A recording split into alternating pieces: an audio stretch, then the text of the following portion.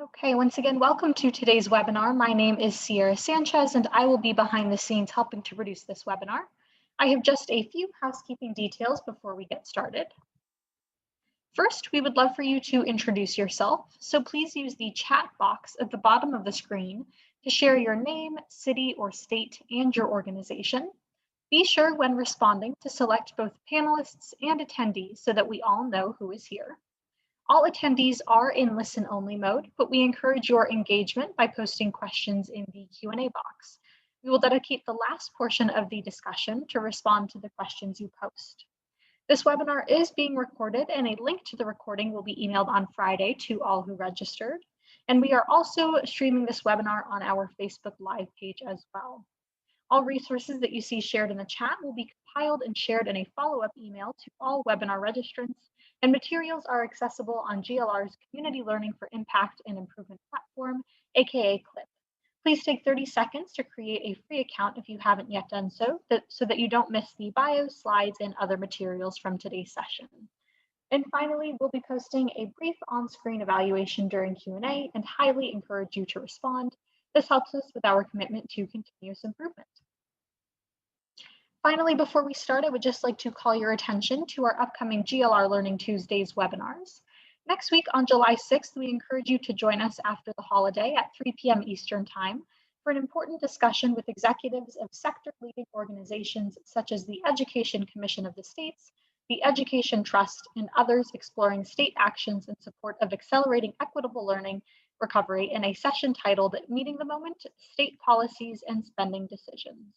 Then on July 13th, we will engage in another follow-on discussion to the April Forum, co-sponsored with Education Week, when we will learn from Dr. Pamela Cantor and her colleagues in a session titled Learning Happens Everywhere, Returning to School with a Whole Child Perspective. Finally, on July 20th, we have an exciting doubleheader with a peer exchange focused on the work of our partners at Reach Out and Read at 12:30 Eastern Time, and another session focused on state policies at 3 p.m. Eastern Time, this time with Chief State School Officers. We'll be sure to add a link in the chat box for more information and registration for these upcoming learning opportunities. Joining you now is Emily Samos, Senior Consultant with the Campaign for Grade Level Reading. Thank you and enjoy the webinar. Thank you so much, Sierra, and hello to everyone. Welcome, and thank you for joining us for today's GLR Learning Tuesdays webinar titled A Peek into Playful Learning Classrooms, What Success Looks Like. It's going to be very interesting and very fun today. And our exchange of ideas is now our second of 3 sessions that follow on to a spring forum co-sponsored with Education Week and co-hosted with the Rollins Center for Language and Literacy. And that April session examined data indicating that post-pandemic fall 2021 classrooms are expected to include more students who have not yet had a full year of kindergarten, Head Start, or pre-K, and for whom everyday attendance is not yet habit or routine, bringing with them the effects of having spent so many months isolated from peers in classroom settings. So hopefully you've all had the chance to preview that data presentation, and you can really see in that presentation the virtual representation of what these classrooms will look like and how this is going to create some challenges for teachers in the fall. And so during that presentation, several promising teaching and learning strategies with great potential to help early grade teachers mitigate these challenges were previewed. And now our follow-on sessions allow us more time to further explore these innovative interventions and better understand how they can support our youngest learners as they get back on track.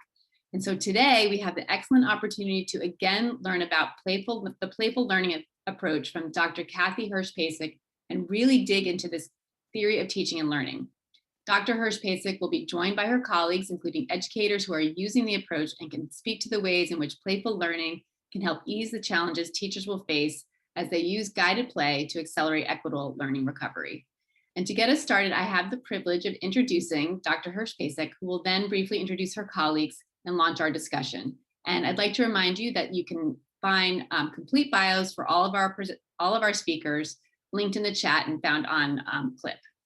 So Kathy Hirsh-Pasek is a professor of psychology at Temple University and a senior fellow at the Brookings Institution, and has been declared a scientific entrepreneur from the American Association of Psychology. Very cool. She is the author of 16 books and more than 250 publications, and is a member of the governing board of the Society for Research in Child Development. So Kathy, I'm super excited to turn it over to you to then introduce our panel and launch your presentation. Thanks so much. Well, thank you so much, Emily. It is really a pleasure to be here. And I want to thank everybody who's out there, first for joining us for our first webinar, which I guess was a couple of months ago, and now for the follow-up today. Today, I am super excited because I get to introduce you to part of the dream team. And we're going to make this a little bit less like a webinar where it's just talking at people, more conversational and more like The View, where we're going to have a conversation and give you a sneak peek of what's going on in classrooms out in the real world. So let me start, if my other wonderful members of the team can come in, with Ginger Fifer. Ginger Fifer is a master teacher. She's enjoyed a long career as a nursery through 5th grade teacher in both public and in independent Quaker schools. In 1987, she entered the world of Friends Central School, where they were using thematic play-based learning. And that was the norm. And what she tried to develop there and did develop was a kind of 6 C's, a breadth of skills education for all children that allowed all kids to have access to a wonderful and deep education that's sticky and generalizable. So thank you, Ginger, for all you've done as a teacher and most recently as an administrator. Next, we have Dr. Carol Lautenberg, an assistant superintendent for teaching and learning design in the Godfrey Lee Public Schools in Wyoming, Michigan. Carol, I can't tell you how much I have already learned from you. Carol sits as an assistant superintendent in a school that is mostly Latinx, in a school where it's 80% free lunch, and she creates miracles with her students and with her community. It takes two in co-design, and she's figured out how to do that. So I had to introduce you to Carol. She also serves on the Innovation and Redesign Committee for the Michigan Governor Student Recovery Advisory Council. So we're really happy to have you here and hear more about what Michigan is doing to follow your lead in Wyoming, Michigan. Finally, we have Kim Nisbet, who's an assistant professor in the development of human development and family studies at the University of New Hampshire. Now, New Hampshire is really lucky to get Kim Nisbet because her focus is on identifying instructional practices that enable young children to achieve their highest levels in an education environment. But maybe even more so, she's one of the brilliant young minds who's coming onto the educational scene. So when New Hampshire passed their law that every kindergarten in the state should have a playful learning environment, they were lucky enough to have Professor Kimberly Nisbet right there in the pocket to help guide them through the process as they move from policy to implementation. So I want to acknowledge today that our panel happens to include 4 white women. And it's important to also acknowledge that our leadership team and the schools that we design with and co-design with really do represent a much more diverse group than what you're seeing up here on the screen.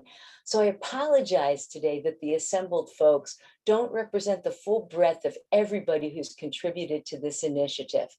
And with that, let me give you a sneak peek into playful learning classrooms. Could I have slide 1?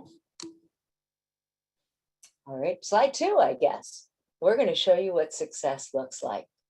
So today I want to take you inside classrooms. Actually, I'm going to let the people who are going inside the classrooms to show you their classrooms. And what we have found is that by using a playful learning pedagogy, teachers are telling us they're happy to teach again. They're just finding more joy in the classroom, and so are the students telling us exactly the same thing. It's heightened learning in the breadth of skills. And I'll explain what we mean by that. That maybe it's time to go beyond just thinking content and to move to think about helping kids get along with other kids, helping kids to learn how to communicate better, helping kids with critical thinking, with creative innovation, helping kids take intellectual and physical risks and learn from failure. We call those the 6 C's. And by using a full breadth, we don't leave out content, but we include it in a broader palette of skills that we think children need for the 21st century. And in fact, this offers a way to access learning through cultural variability and to bring more equity into your classrooms. The cool thing about what we're doing right now is we're not descending on schools and saying, this is the way to do it. We're working with schools, with teachers, with administrators. And so the program I'm about to show you is education co-designed for educators by educators. Next slide, please. But the story, of course, started a long time ago. In our last episode together, we talked about the turmoil of last year, the turmoil of the years before, where we saw so much descending on teachers. The teachers were feeling somewhat handcuffed. And we wondered whether this might be an opportunity to rethink education for our time. So let us start by looking at Michigan in the early 20th century. Just compare the photograph on the top with the photograph on the bottom. And as Carol had me think about, what would it take for us to outsmart the robots? Well, let's go to the next slide and see where this leads us. In the next slide, you see that as we look over time, in fact, just starting back in 1983 and moving just to 2014, the jobs that we need to outsmart the robots are going to be what we call non-routine cognitive jobs. Those things that require thinking that you can't do routinely. The other jobs are kind of falling by the wayside. So when we look at what we want out of an education, we have to get kids to those non-routine cognitive levels where they can invent the next great invention and the next great society. Next slide, please. 2020, of course, didn't help. Let's face it, guys, it was a truly awful year. Over 90% of our children were out of school. By last May, 95% of teachers were reporting doing online learning. I should rephrase that. For most of us, it didn't feel like online learning.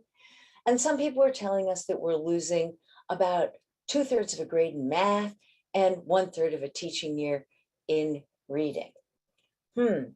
And this affected many more under-resourced communities or children from under-resourced communities and non-connected communities than children from more resourced communities.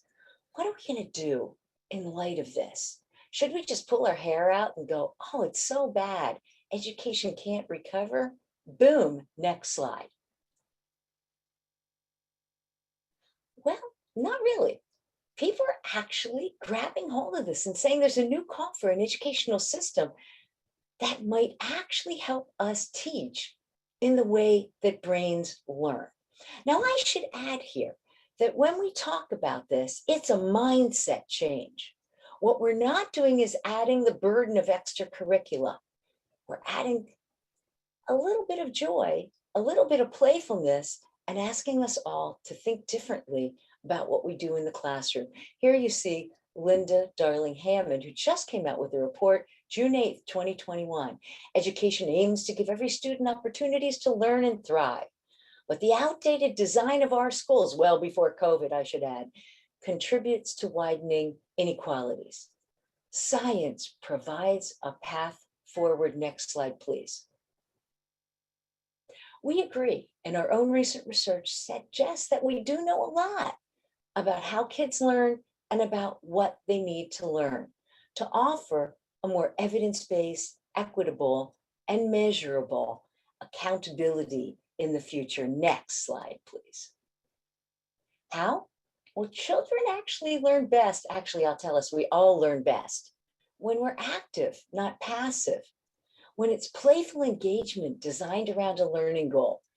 And that comes when you're active, not passive, when it's meaningful, not disjointed, when you're engaged, not distracted, when it's joyful, not boring, and when it's interactive and iterative and changes each time around. Next slide, please. We also know that there's different kinds of playful learning. So we can think of playful learning as initiated by a child and directed by a child or an adult. Let's try just a few. If it's initiated by a child and it's directed by the child, building the fort when you go into your living room, that's what we call free play. It's great stuff, really important. Kids need more of it now than they ever have. But now I want to move to initiated by the adult in the way you set up your classroom, but directed by the child who has the agency to learn himself if we just provide the right materials. And if we are the guide on the side, not the sage on the stage. We call that guided play. And it's different than direct instruction in play clothes. And it's certainly different than when adults co-opt learning and say, no, we'll take over for the kid. The kid needs to direct himself. Next slide, please. What do we need to know? Well, we know a great deal about the skills children need. And as I suggested before, content may only be a part of it. So when we look at the past year and we look at what's gone on before, let's not get hung up on only the math and reading skills. What do they need to know about getting along and working in teams? What do we need to know about communication skills, listening skills? We don't do enough of that today. About learning to be creative, critical thinkers when we have that content, and the confidence to learn from failure. Next slide, please. We call these the 6 C's. And so if we take the what of learning, the 6 C's, and we blend it with the how of learning, playful learning, we might just have a recipe for creating a new kind of mindset in education that can blossom for all of us as teachers and for our children. Next slide, please. The system has been tested in schools in Michigan and Pennsylvania, and it's being tested throughout the state of New Hampshire. It's also been tested in informal education through what we call playful learning landscapes. And I'll put playfullearninglandscapes.com in the chat so that you can look up that initiative as well. Literally changing public spaces so that we can make them more engaging for families in the environment, at bus stops, at libraries, and at supermarkets. Next slide, please. Today, we're going to take you behind the scenes. You're going to get to see how this works in real classrooms with real teachers and real educators to achieve a breadth of skills, the 6 C's, at a breadth of ages for lifelong learning, in a breadth of contexts, in and out of school. Next slide, please. And after you've seen it for yourself, we've been working really hard over the last month with our extended team, many of whom you don't see here today, to bring you what we're calling the ultimate playbook. Join us for joyful, accessible, culturally variable, equitable education. We can bring it to your school in a series of training modules that we can tell you about a little bit later. But come on in, because we're ready now to help you get there with us and to help you build the system with us. It's now my greatest pleasure to turn it over to one of the teachers who's really the pro. Ginger Fifer, take it away. Thanks, Kathy. Hi, everyone. I'm Ginger, and I'm delighted to be here today.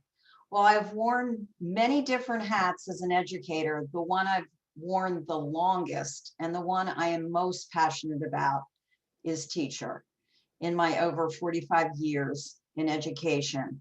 As Kathy has said, and as you all know more than anything, it has been the most challenging year. Whether you've been teaching in person, been virtual completely, or been using a hybrid model to teach your classes. As a mom whose 3 adult children followed their parents into the family business of education, I've lived those challenges personally in my family and in my longtime community, Friend Central School, which is located about 6 miles outside of Philadelphia. So I ask you, how do we mitigate the challenges of unfinished learning in the last year and a half? I believe with my whole heart from all those years of teaching that the answer is sparking engagement in playful learning. This has been a commitment of my school for over a half a century. No, I haven't been there that long, but almost that long. And I've had the good fortune to work among teachers who share this commitment. This is so particularly true. Coming off isolation, being at home, looking at a screen, not being able to engage in social interaction. The best way to build community and to build joy for your students as well as yourself is through engagement in playful learning. Next slide, please. So we all have to begin with mindset. Kathy mentioned that. What is your role as teacher and what does it look like when you're teaching your class? Next slide. Kathy mentioned sage on the stage or guide on the side. Now we all know, if we're teachers, that both roles are part of doing this work. But what I have learned in so many years in my learning community is that effective learning requires so much more than the delivery of information by a sage on the stage. Next slide, please. So, what is our role? You're a facilitator for exploration and discovery. That for me, initially, was a real change in mindset. And I am of the belief that we all have to remind ourselves every day that we go into that classroom, every time we plan a lesson for our students, that we're facilitators. Yes, we have to give information, but really it's a shift in giving agency to children. And it really is about an inquiry approach where we're asking them questions to get them to think. So we want to be that guide on the side. Next slide, please. So play-based teacher-guided learning. It's active, engaging, meaningful, and socially interactive. And every time we plan a lesson, we should be asking ourselves, is this lesson for our students active, engaging, meaningful, socially interactive? Next slide, please. Now, guided play, and that's been my really life work because of my work at Friend Central School. It gives agency to the student and it moves students from passive listening to active participation. And I will say to you, in the beginning of my career, a very long time ago, I can see myself sitting in front of children in kindergarten, holding a book, showing them something that I want them to learn, and they're just sitting there, legs crossed, staring at me. I'm not proud, but that is the beginning of when I think about my career. But there are different ways to integrate guided play into your classroom. Now, we all know teachers come in all forms. Jump right in. Tip my toe in the water. Dip it, not too much. Maybe I'll consider this facilitator role at another time. And then there are those teachers who just say, no way. Well, I was dipped my toe in the water when I arrived at Friend Central School. And as I saw the reaction of my students, their excitement, their just the joy they felt coming to school, I decided mind shift, change. And there are different ways to integrate guided play. It could be you have a field trip and the next day and you want, or an assembly, and you want to get your children, students up to speed on what they're going to be seeing and experiencing. But instead of just talking to them about it, let's take the rainforest as a topic. So we're going on a field trip. I think of Baltimore at the Inner Harbor, and you can go and experience a rainforest. What might you do? Get them into groups, have them work together, maybe making a big poster, or give them blocks. Have them show you what they think they're going to see if they are going into a rainforest. Or it could be 3 activities in a week or 6 in 2 weeks on the topic of the rainforest. There, you might introduce them and ask them what they think a rainforest, what the layers of a rainforest might be. You ask them, you elicit from them. They start talking about that. You start talking about the animals they think they're going to see that live in a rainforest. Talk about the weather. But in every case, when you plan that lesson, what you're doing is you're giving them agency. Now, what I'm most familiar with in my experience are 2 to 3 months on a theme of guided play activities where you really take a deep dive. And I'm going to show you some more slides from my school and some reflections of a deep dive into a theme.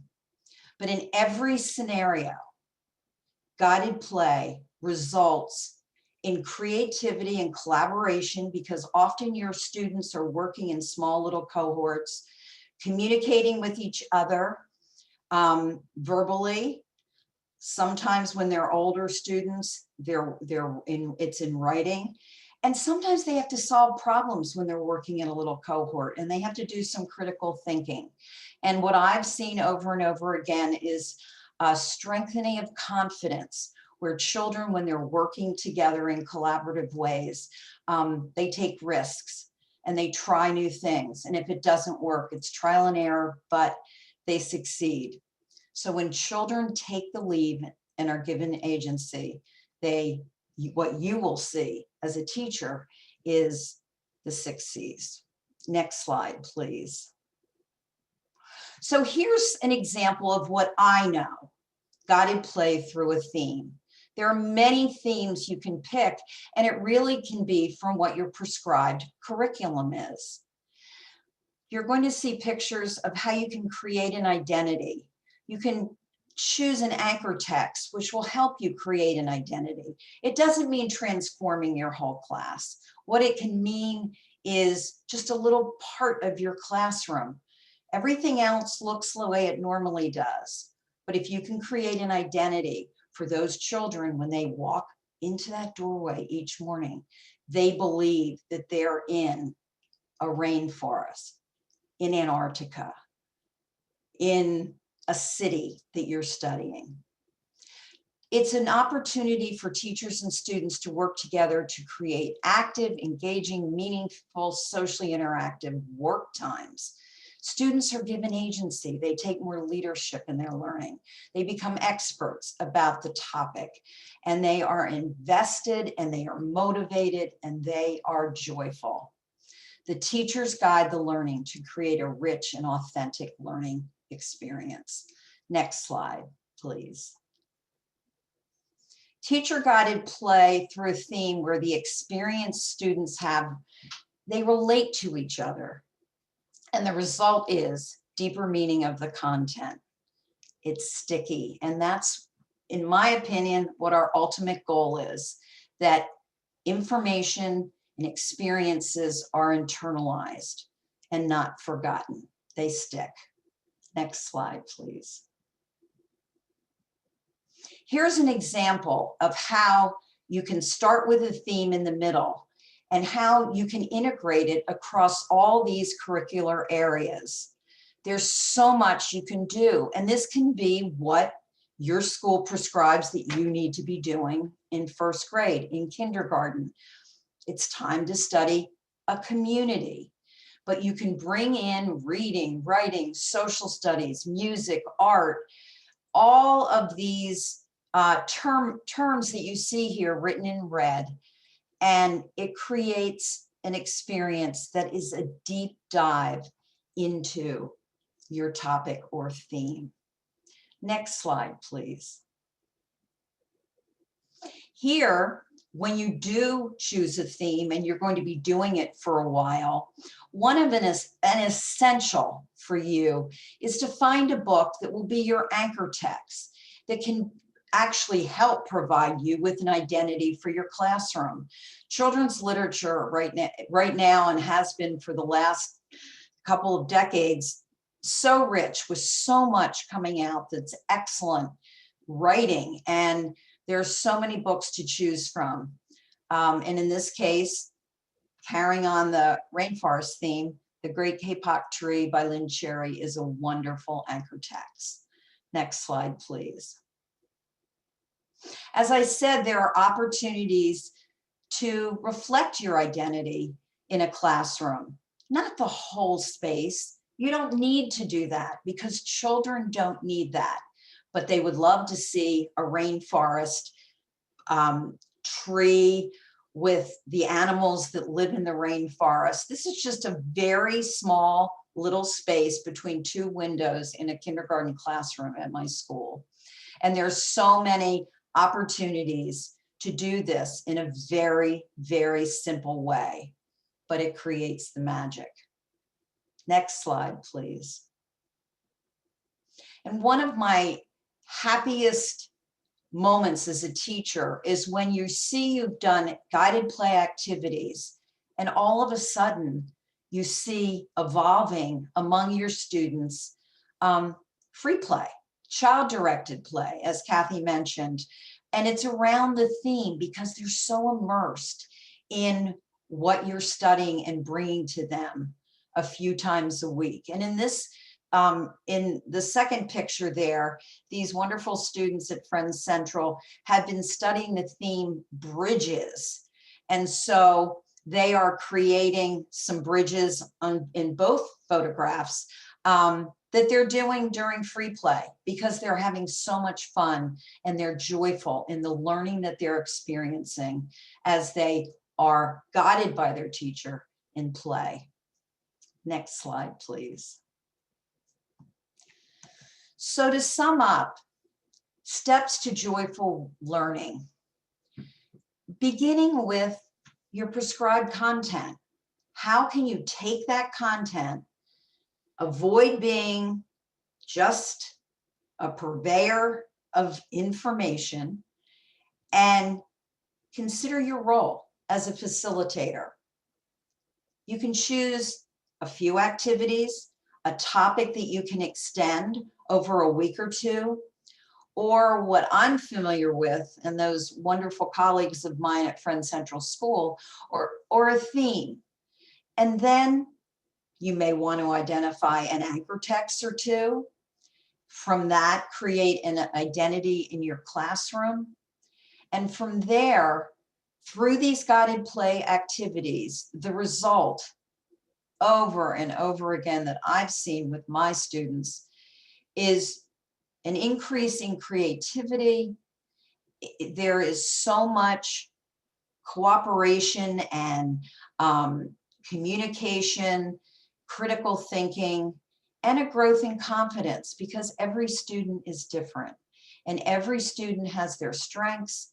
And when they work together, the whole group raises their awareness, their integration of material, and most of all, the joy that every child deserves in a classroom. Thank you. Ginger, thank you so much. I mean, I honestly thought when you had my kids in your class that what you did was magic. You are absolutely a master teacher, and how you have managed to put on slides ways to help others create the same magic. Thank you, thank you, thank you. What an incredible gift you're giving everybody out there. So now I want to leave Philadelphia for a moment, and let's see if we can now fly out to Michigan. Carol, you're ready to take it over? Absolutely. Well, I want to just say welcome to everyone, and a special shout out. I think in the chat I saw some Godfrey Lee Legends names come through. So special welcome to those folks from Godfrey Lee who are joining us, as well as all of the attendees today. Really grateful for this opportunity to tell you more about the joy of meaningful, playful learning in our district, a 1.4 square mile place that's adjacent to Grand Rapids, Michigan, a little town called Wyoming, Michigan, that is. We serve 1,850 students, half of whom speak 2 languages. And as Kathy said, 80% of whom are Latinx. Almost all of our students receive free or reduced lunch. We have absolutely amazing students and the best and most hardworking team of educators anywhere. So in Godfrey Lee, we strive to center student voice, care for student well-being, and connect with our community. This is true in the best of times, and this is especially true as we respond to the pandemic interruptions.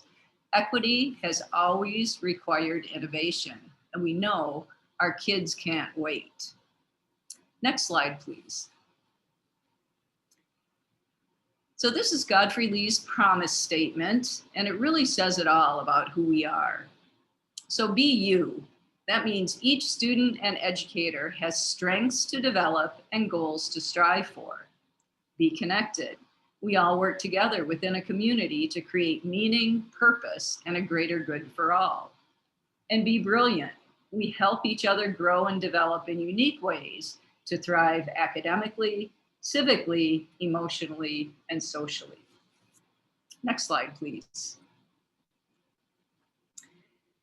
So we've committed to redesigning our instructional program with generous support from the Steelcase Foundation. One way we're doing so is by using that thematic approach that Ginger just talked about to achieve depth and breadth in the 6C learner profile competencies. The heart of this design process was asking our community what they wanted through a series of home visits. Administrators, board members, teachers, and support staff visited 19 representative families to find out what their own hopes for their own children were. Next slide, please. This was absolutely the most transformative work we did. What we heard was that parents wanted school to be a place where learning has meaning and is connected to their students' lives and interests, and also as a place where their own opinions and contributions were valued. So we got to work transforming. Through a process of human-centered design, we identified thematic instruction as a way of accomplishing meaningful, active, connected learning. Teams of teachers then worked together to develop classroom and grade level themes with names like Who Am I? And Giving Back to Our Community and The Farmer's Market. And I will say that Ginger and one of her colleagues have been in our district and have helped us through this process. Next slide, please. So this is an example from our Early Childhood Center, a wonderful place of joy and discovery, energy. This is an example from first grade, and literacy development was at the core of this theme. You can see it was called The Farmer's Market. Wasn't sure about photo releases for all the kids, so I put the rubric on top of that wonderful presentation that these students did right before the pandemic. I think it was 3 or 4 days before we were shut down in Michigan. And you heard Ginger talk about a mentor text. So all of these students read the book To Market by Nikki McClure, as well as a number of other supplemental texts. Then learning in all content areas was planned in year-long projects, such as writing a recipe book based on family recipes. Remember the makeup of our district. We have a very diverse group of students. So this was an exciting time for students to share their own culture with other classmates. And then the students also grew and sold vegetables, and then they performed this theme musical. Well, teachers assessed in traditional ways throughout, but they also observed growth in the 6 C's.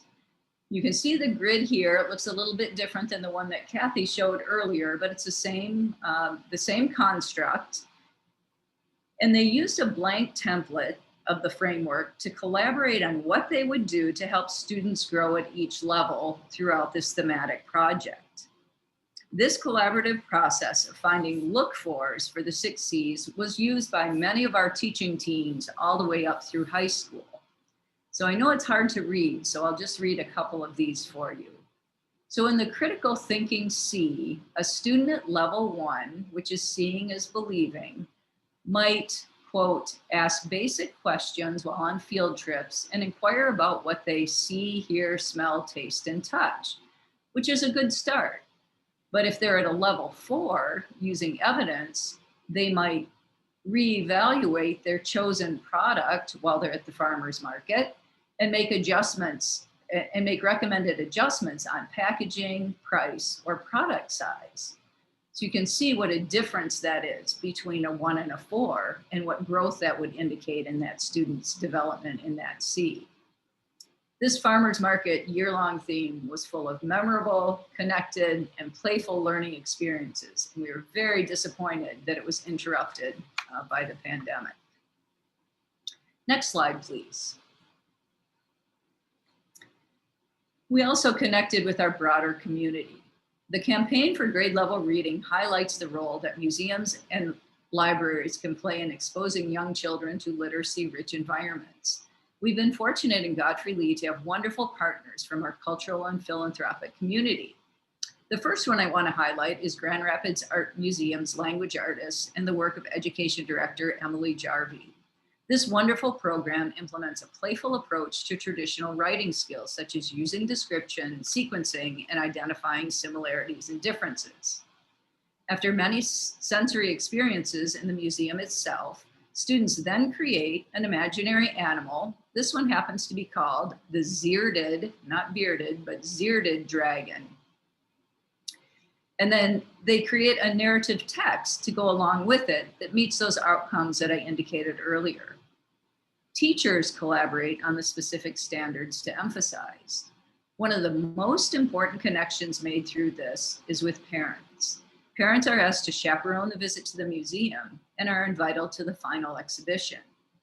At one exhibition, one of our parents said to me, "I never knew that I could come here. I'm going to bring my whole family to see this museum." A playful approach to learning can open new worlds of belonging in our communities too. Next slide, please. In a second collaboration, this one with the Grand Rapids Public Museum, under the direction of Education Director Erin Corin, both students and teachers play as they together discover, explore, and learn. Called Immerse, educators collaborate to choose which experiences and exhibitions align best with their own classroom or school goals. Teachers go from being a content deliverer, that sage on the stage, to being a curriculum creator by building a week-long themed curriculum using the museum's resources. Activities such as how to read a cultural artifact allow students to play as they discover and investigate in a guided way, using tools and resources to draw their own conclusions from a group of 10 related artifacts. And that's what you see in the discovery kits. Our data show that Immerse increases collaboration, creativity, and confidence. Students journal and reflect, discuss and compare conclusions. They learn to provide evidence and they take a risk with their thinking. Curiosity increases. Student projects also extend learning back into the classroom through themes chosen by the teachers. An end-of-year showcase at the museum includes an authentic audience of families, community members, museum staff, and donors. Next slide, please. Feedback on this playful approach from teachers is strong. Themes and playful experiences have brought depth and breadth to learning for our students and joy and meaning to the process of creating learning experiences to our teachers. Next slide, please. Well, as we eagerly anticipate a full return to classrooms in the fall, we know that there will be unfinished teaching and learning. Our classrooms will reflect the changing composition of classrooms nationwide that we heard about in the introduction.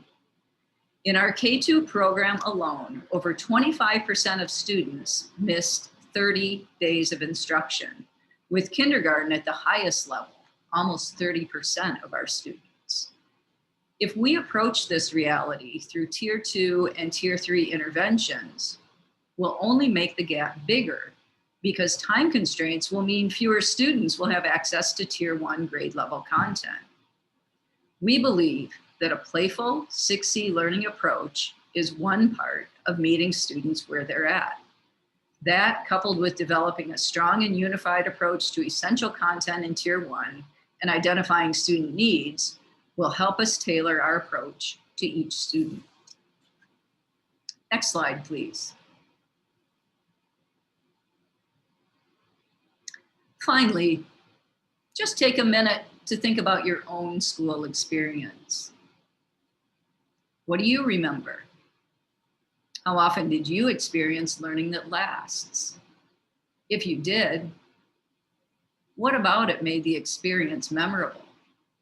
How has it helped you thrive in your career, in your community, and in your family?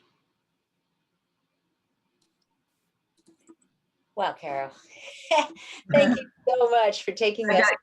Two more to go. Two to go. Oh, sorry. Okay. Next slide, please. So Godfrey Lee, along with the support of its educational community and community partners, is innovating to slow down instruction in thoughtful ways to create learning that is intensified and accelerated through playful and joyful experiences. And one last slide. So I want to say thank you to the wonderful Godfrey Lee community and to you all too for this opportunity to share our story. Well, Thank you. Kathy, it's all yours. No, I just want to say super thank you to you, Carol, because, you know, it's I know when people hear it for the first time, when we went to Canada, Roberta Golinkoff and I were giving a lot of talks there, and teachers would say to us, well, wait, it seems impossible.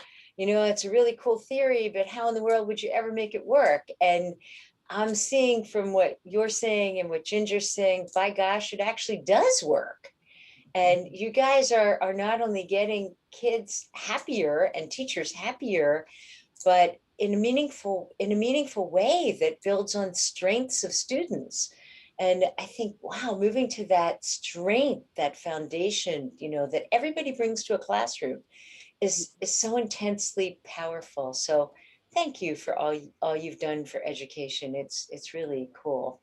And folks, if you do have questions, please submit them, and we're going to try to answer them both live and in a question and answer right after we hear from our last speaker, not least but last, and that is Kimberly Nisbet, who's going to now take us to the wonderful state of New Hampshire. Thank you, Kathy. It's a little hot here today, but it's a beautiful state to be, and I am grateful for the opportunity to be here today to share with you the wonderful work we're doing in New Hampshire. And I say we because I get to be here as a face of a tremendous set of coaches and educators and policymakers and stakeholders that are really coming together to make some really substantial change for what early childhood education, and in particular, I'm going to focus on our work in kindergarten, has meant. So taking a different perspective, we're a state. And so we actually recently had, next slide, please. We recently, in 2018, I guess that's not that recent now, we had a educational mandate. So legislation was put in place that, and this is the text from it, from a House bill that said, educators shall create learning environments that facilitate high quality, child-directed experiences based on early childhood best teaching practices and play-based learning. And this came in response to our kindergarten programs getting funding to be full-day programs. So there was this concern that now that we have full-day kindergarten, are we going to be pushing down didactic instruction that we tend to see in the elementary schools into our kindergartens? And so this legislation was put into place this mandate was put into place to really highlight the importance of what we know is developmentally best practice in early childhood. And that is giving children agency over their learning and to make learning ways that isn't just an inch deep, but a mile deep, and really thinking about making learning sticky and meaningful for kids. Next slide, please. We were really fortunate and serendipitous in timing that our state also was awarded a preschool development grant. And this grant was awarded to the state in collaboration between the University of New Hampshire, our State Department of Health and Human Services, and our Department of Education to support New Hampshire's vision that all families are afforded comprehensive and responsive support so that they are healthy, learning, and thriving now and in the future. So as part of this grant, we were able to embed funding to support that mandate, to say, how do we help teachers? They know they have to do this thing. They're supposed to be doing child-directed, playful learning, but what does it mean? So we were fortunate to embed in our grant funding to allow us to do a wonderful coaching model that has been going on now for 3 years to try to help our teachers think about ways in which they can tweak, not reinvent, but to just tweak what they're currently doing in their classrooms in order to make it be aligned with what we know is best practice with regards to playful learning and the 6 C's. Next slide, please. So our vision was, and the vision of our coaching, is to increase guided play experiences that are child-directed and teacher-facilitated. So what we're doing here is focusing on increasing the amount of guided play activities in the classroom. This is slightly different than what Ginger was talking about with the theme. We went small. We went to say, we talked to our teachers and we're saying, what small changes do you want to make in your classroom to help bring us from didactic passive instruction into guided instruction that is under the agency of children, that is sensitive to what you need to teach for standards, but that is really aligned with children's interests and what children are able to take it in the directions that they want to go. So we might have a teacher identify a goal, a state standard, a topic, a project, or an investigation to pursue, but there's always agency on the kid's part for that goal. In fact, you can actually use your children, and many of our teachers have used their children, their students, to help identify what directions are we going in our learning. So again, slightly different than what Ginger's doing, but I think equally important in that idea of making a shift away from didactic passive instruction into something that is more engaging and under the control of children.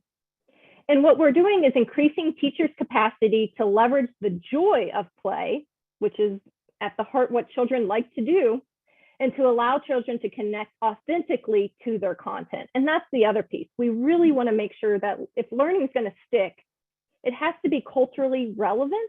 It has to be personally relevant for children. And so we're really trying to identify a way by leveraging guided play to make learning authentic. And then lastly, we also wanted to increase the opportunities for children to co-construct their learning with their teachers and their peers. And so what we mean here is we want to provide opportunities for children to talk to each other more opportunities for collaboration, more time for children to not just be sitting as a passive participant of their education, but to be actively co-constructing the experience with their teacher and their peers. Next slide, please. So to reach these goals, we did a couple different things. One is at the heart of this is of our wonderful coaches are teaching our teachers about guided play. It's a framework. It is a general approach that can be integrated into any curriculum that is already a standard of a district. And so what we're hoping to do is provide this framework or lens in which we can review and think about our own instructional practice. And we've done this a couple ways. We've done workshops, numerous workshops, even with targeted districts all across our state or even more broad. I'm excited to say that our coaches had like sellout capacity for some online workshops we're doing this summer in the matter of just days. So there's a lot of interest in just having a workshop focused on teaching about these principles and providing an overview.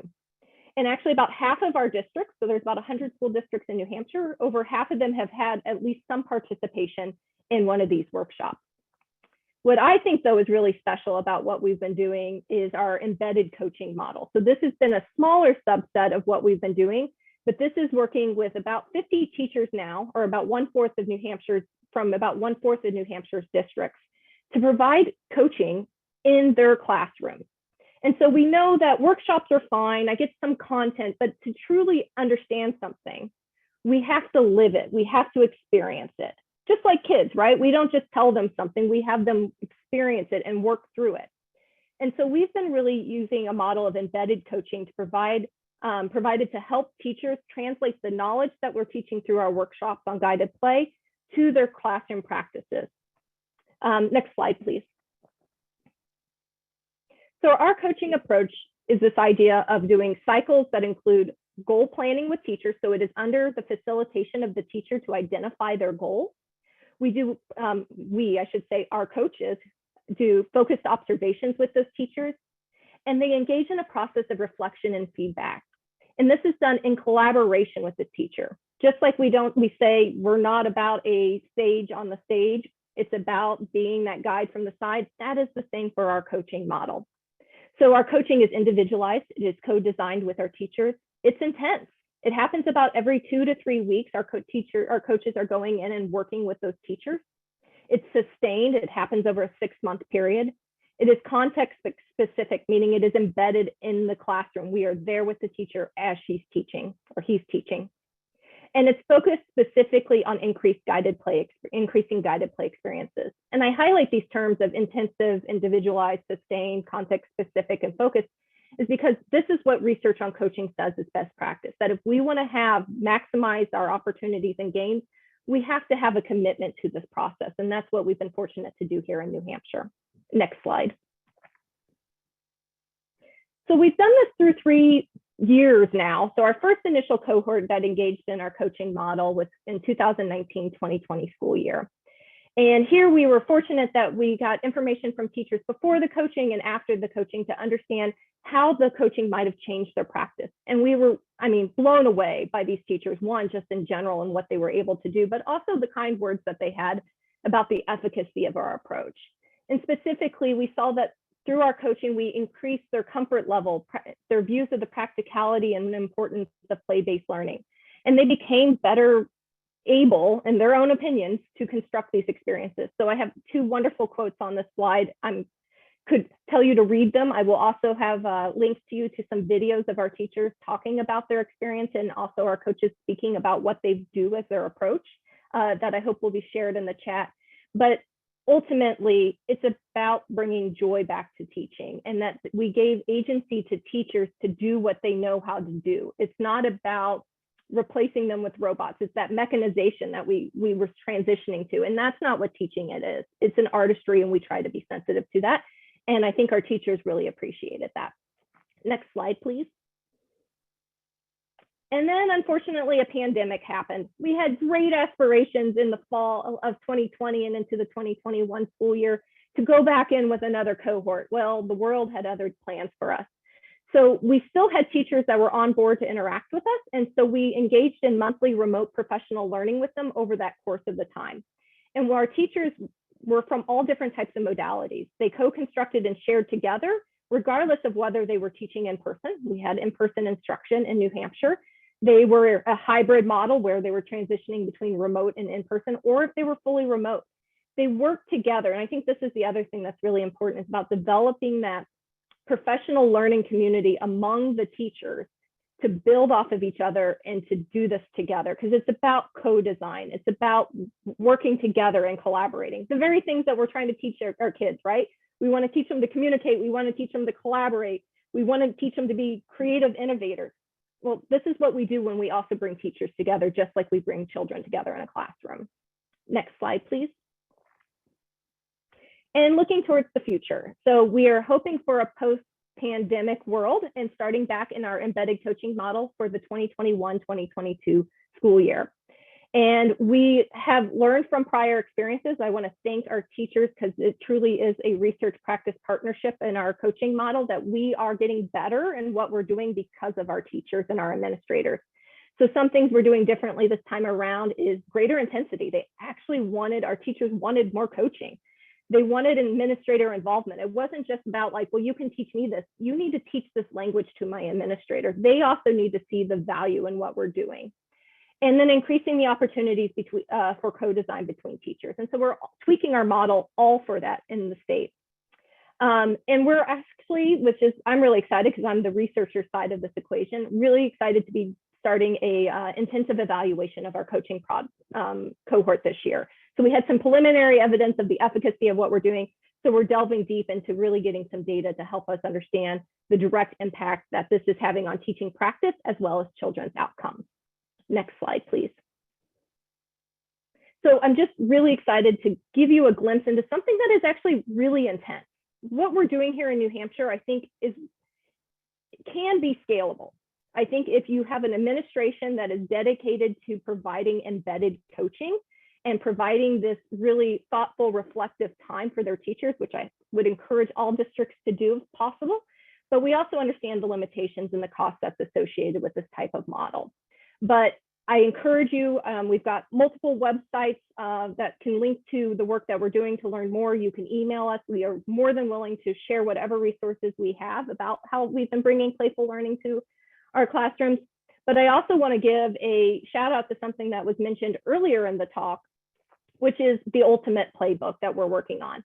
We knew here in New Hampshire that what we were doing was available because of some really wonderful and serendipitous funding from the federal government that allowed us to provide this coaching, and we are seeking ways to sustain it. But we also acknowledge that that might not be a cost-effective option for all school districts.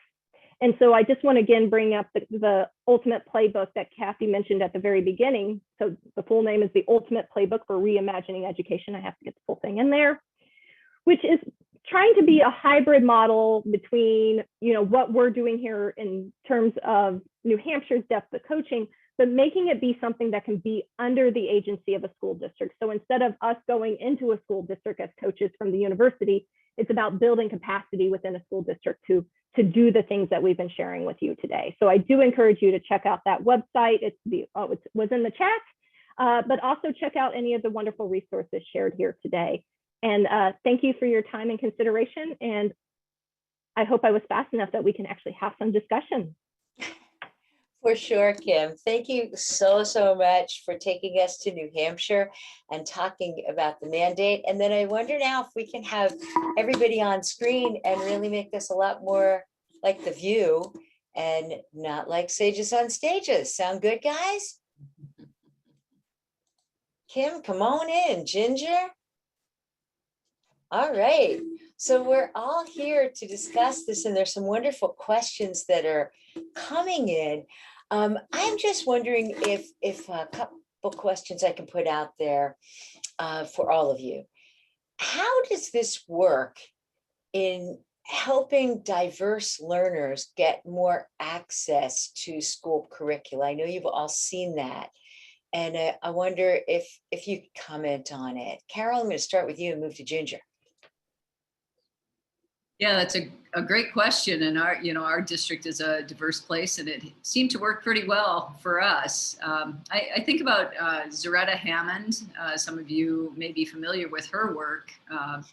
And she really talks about how things like storytelling, things like working together as a team, not as individuals, things like games help children learn in a deep way if you have a culturally diverse population. And everything that I heard today from Kim and from Ginger and from your research, Kathy, is those three things: storytelling, games, and working together are part of the model that we're talking about. So I think it's a model that really appeals to a diverse population. I think the other thing that you just said in working together and bringing people's stories to life is maybe part of where, Ginger, you were coming from when you talk about this as building a community and how important it might be to build a community as we pop off of really the awful year we call 2020, 2021. So I'm going to throw it to you. Well, first of all, I feel like it happens through guided playful learning, especially our students are what matter the most. We want our teachers to be happy and joyful in what they are doing in their classrooms, but most of all, the priority and focus needs to be on the students that we teach. And I know at our school, what is so important, and DEI issues, diversity, equity, and inclusion issues are always at the forefront at our school.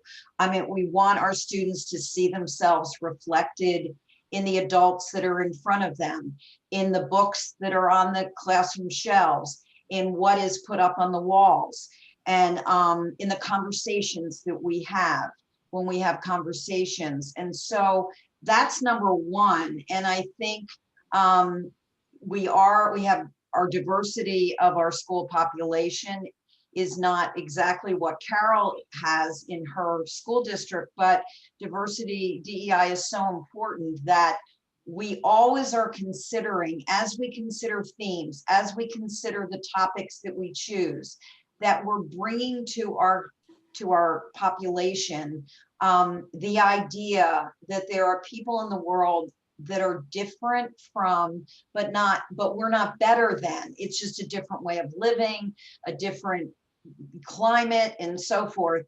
And so we want them to have an appreciation for the way others live. And it really is an overriding goal. And through guided play, the children, are experiencing it in a hands-on experiential way. And it makes a huge difference in the way they feel about getting out of their cars in the morning or getting off the school bus. They want to be in that building and they want to experience more.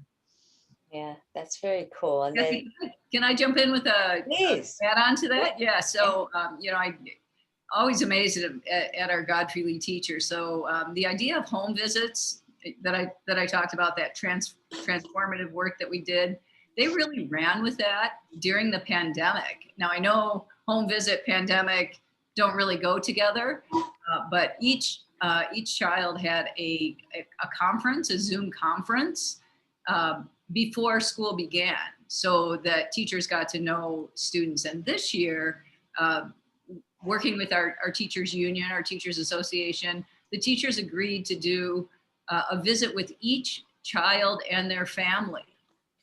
Talk about a bridge, talk about helping make families feel, number one, welcome, number two, comfortable. And that's a first observation too for teachers about what is this child's strength? What are they interested in? It's just a remarkable way in my mind for teachers to build a bridge before that first day of school when the school bus rolls up. Yeah, that's really cool. I just want to ask all three of you one more question. I'm going to start with you, Kim. But one of the things that I think we talked about, and Ginger, I love your sticky note. And then I want to just open it up to answering the questions everybody is kindly putting in the Q&A. And please write more questions, because we want to hear them and we want you all to join us, because this is a movement. The ultimate playbook isn't just meant to be in 3 classrooms. It's meant to be for you and built by you. And honestly, we are going to expand as fast as you want to come in and co-design with us, everybody under the same tent. This is about what we can do with teachers, for teachers, and with communities. And that gets me to my last question, which is the question about deep dive and sticky learning.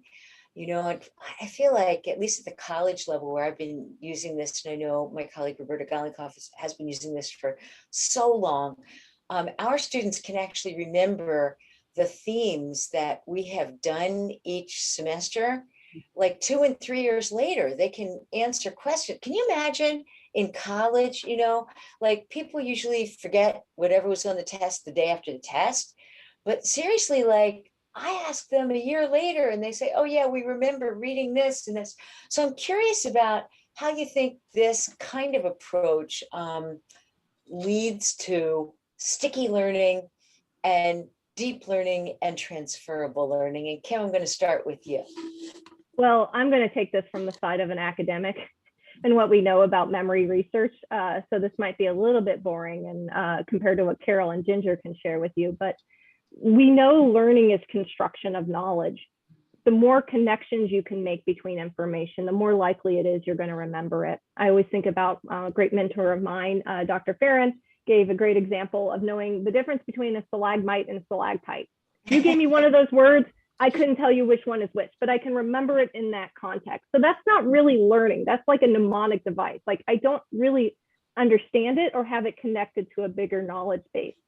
So I think what guided play and this idea of deep learning really affords us is it allows those connections to be made in the mind.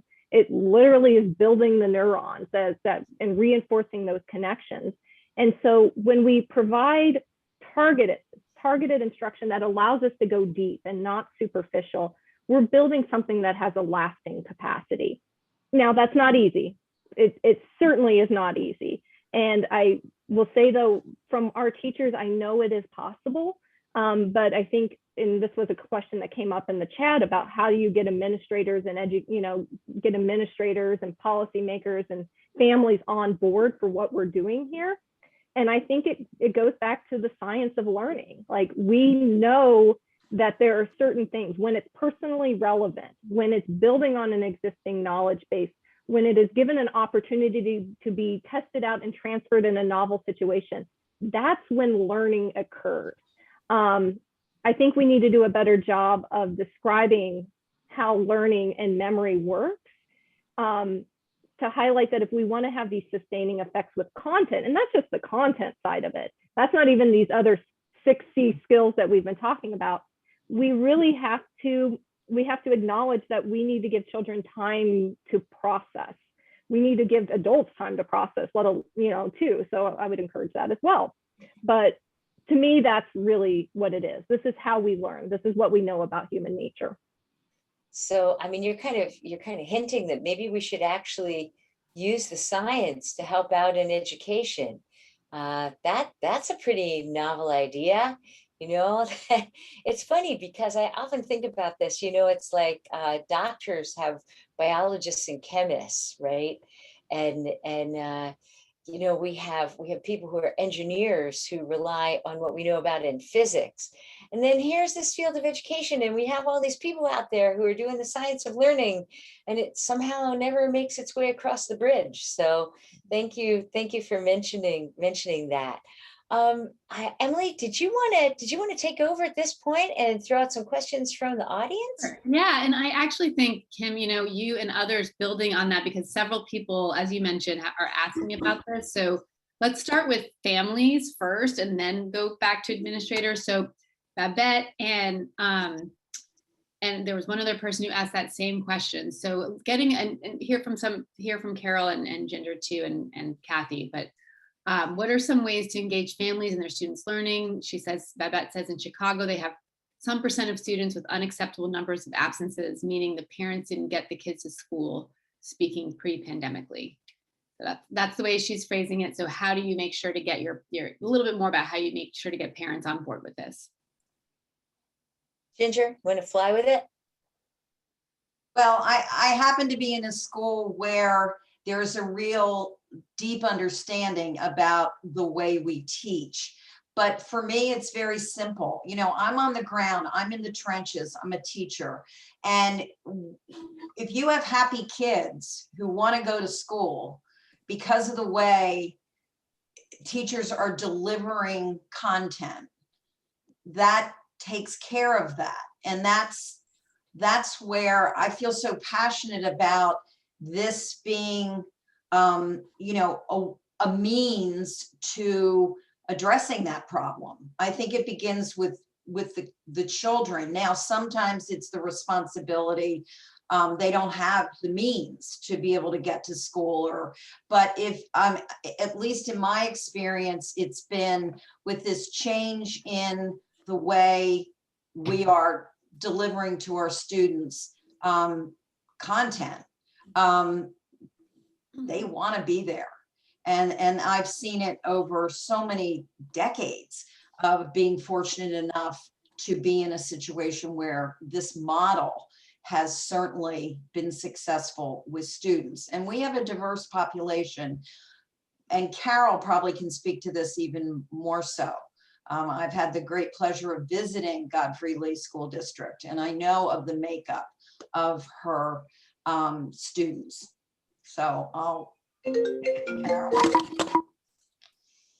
Yeah, I wish I had an easy answer. I think you really have to see what the why of the attendance issues are. And, you know, most urban areas have teams of people who are working on that why. Engaging instruction alone isn't going to solve the problem, but it certainly does help. I guess I just go back again to the cultural fit of classrooms. Zaretta Hammond's work has been really transformative in our district, and really thinking about, are we being culturally responsive in our practices, not just in our materials, but in our practices. But again, attendance is a very complex indicator of other things. It could be a transportation issue. It could be a language issue. It could be a, I didn't know which school to enroll in issue. But I, you know, agree 1,000% with Ginger. If all of those factors are taken away and the environment is an engaging environment, you know, students will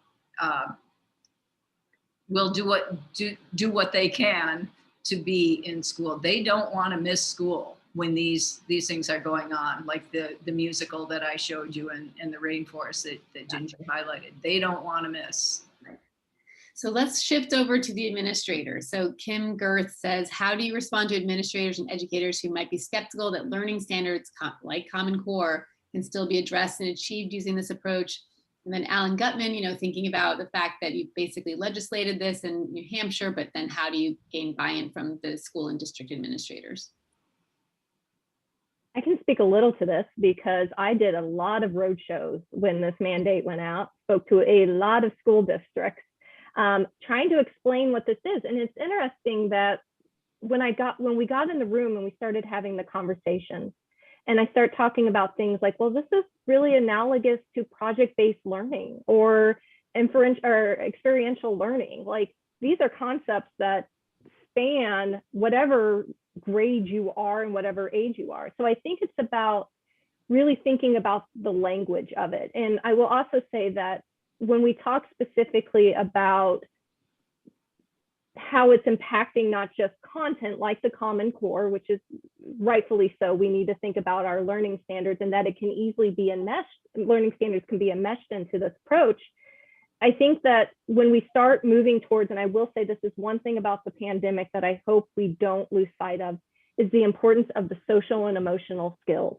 That it is about making sure that children aren't just learning content, but that they're able to make connections with each other and move beyond this. And that was one thing with the pandemic and social isolation that has taken a huge toll on our families and our children.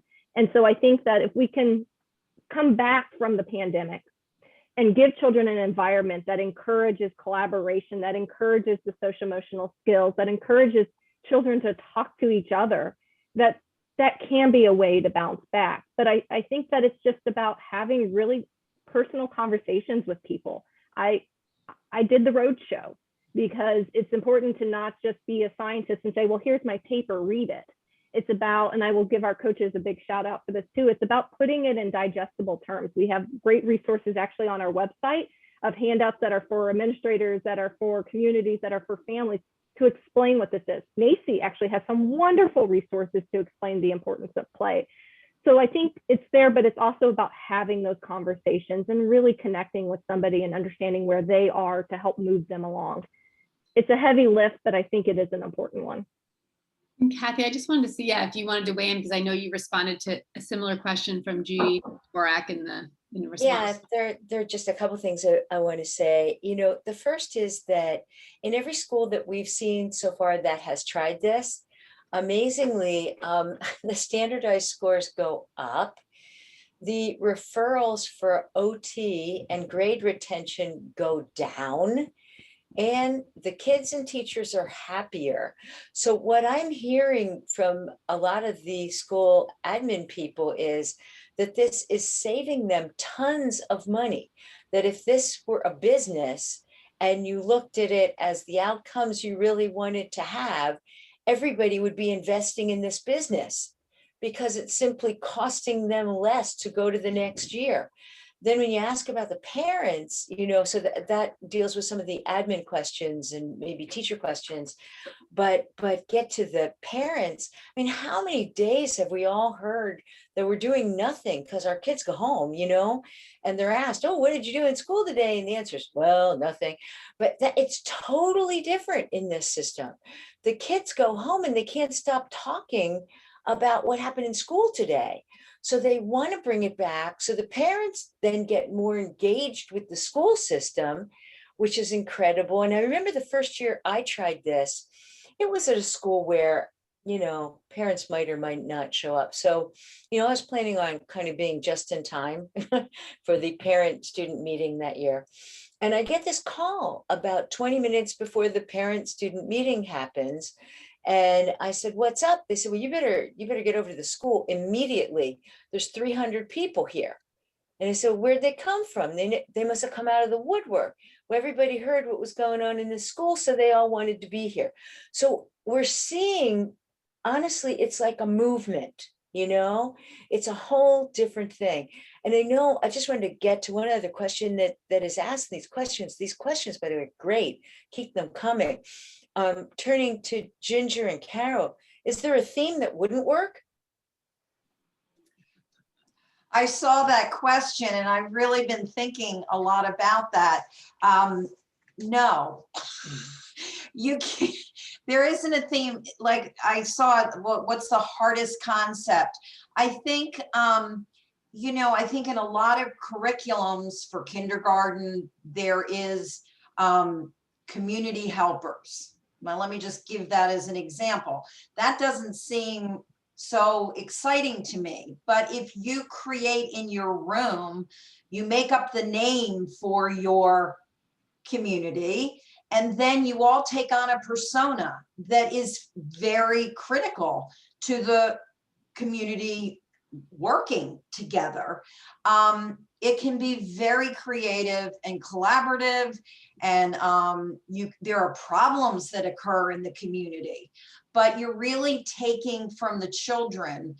So that would be hard for me, but when I turn it and make it into something that is child-centered, and they all come up with their own name, and they're a police officer, or they have the bakery, or they work in the school, or whatever. They are part of cleaning up, the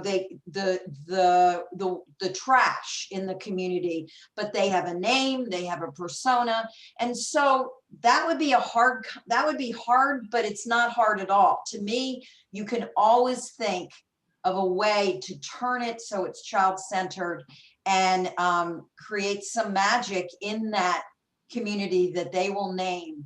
And that takes a long time because they become very entrenched in the name of their community. Building on that, and I was going to say, I know Sierra has to post our poll, so I'm going to just ask everybody, please take a quick minute to respond to our poll. We really take your feedback to heart and improving our webinars each week. But there was a great question that Kimberly answered already from Cynthia Grace Devine Kepner. And the gist of the question is that that children and families together are learning new skills, have learned new skills in this new setting that everybody's been learning in.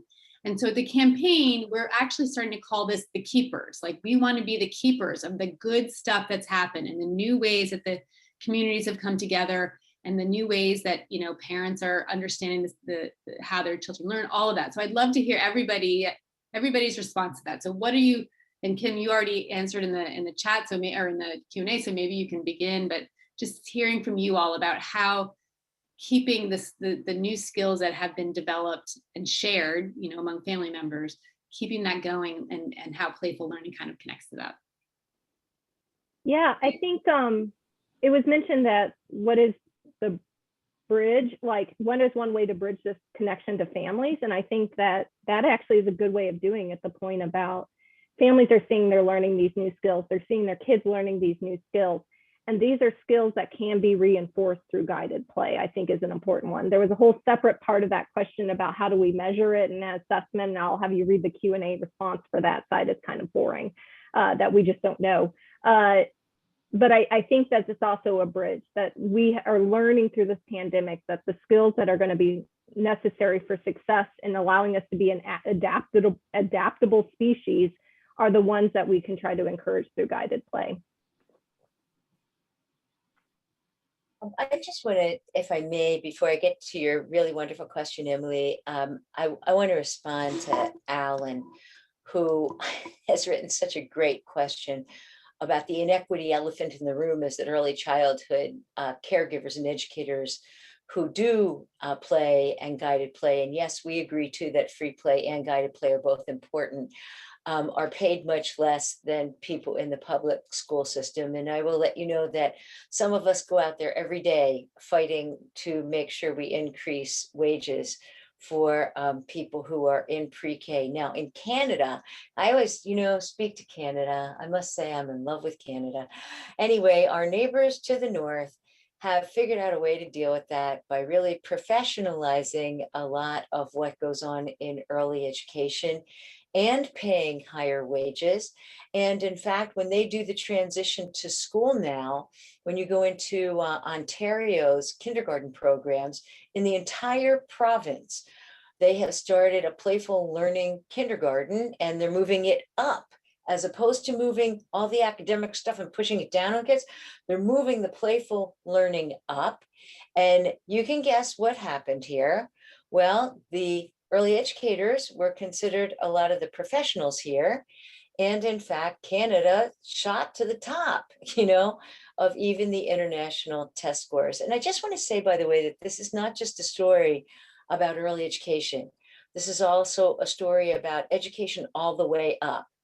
If you care, if you're interested, if you want to come back, you learn it better. If it's, Carol talked about narrative, if it's in a narrative, it's a story, you learn it better. My college students learn it better because we're trying to do a playful learning approach, in college, which may sound bizarre. So I think we have to just keep working it to make sure that teachers are paid what they should be paid as the professionals that they are. And again, I just want to mention that for those of you who are interested in this approach and want to hear more about the coaching model, or want to hear more about what we've done in the classrooms, how we've studied it, bring your districts along, because we have a sign up sheet right now at theultimateplaybook.org, and we can only take a small portion of the people who might be interested. But we want to work with you to keep developing this so that at the end of the day, we can elevate everyone.